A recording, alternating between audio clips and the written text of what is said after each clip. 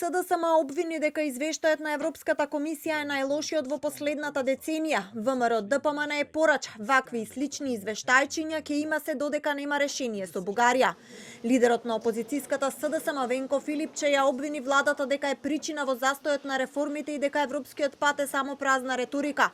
Порача дека земјата има назадување во неколку области, дека државата е во застој, а институциите парализирани. Овој извештај е практично најлошиот извештај кој што сме го добиле изминатите 10 години и сериозно го вклучува алармот за еднината и за перспективата на државата. Се случи тоа што предупредувавме.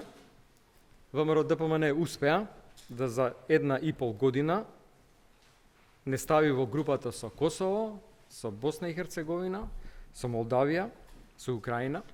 Тоа се земји кои што последни го почнаа патот на евроинтеграциите. Од ВМРО ДПМН му вратија дека игра бугарско сценарио. Владеачката партија порача, вакви извештајчиња ќе продолжат се до наоѓањето на решение со официјална Софија.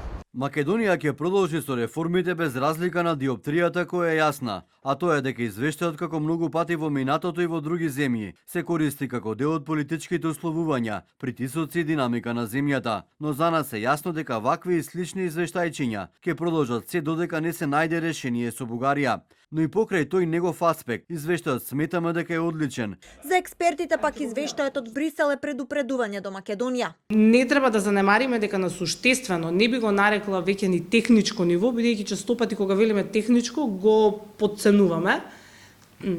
Не би занемарила дека всушност во однос на реформите, овој извештај ни дава предупредување дека таму докаде што сме стигнале како резултат, односно што го даваме како аргумент на нашата висока усогласеност, поради тоа што сме почнале порано, поради тоа што некои работи едноставно сме ги завршиле пред другите, таа предност сме навистина во ризик да ја изгубиме, ако не оваа година, наредната, да го немаме веќе ни тој аргумент. Кацарска порача дека тоа што загрижува во, како што кажа, стандардноста на извештајот е тоа што нема напредок во владење на правото и намалениот напредок во поглавието 24 или основата на првиот кластер, кои го диктираат темпото на преговорите.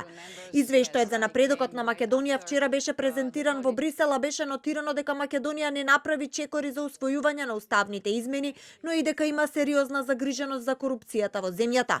Утре се очекува владата да се произнесе за документот.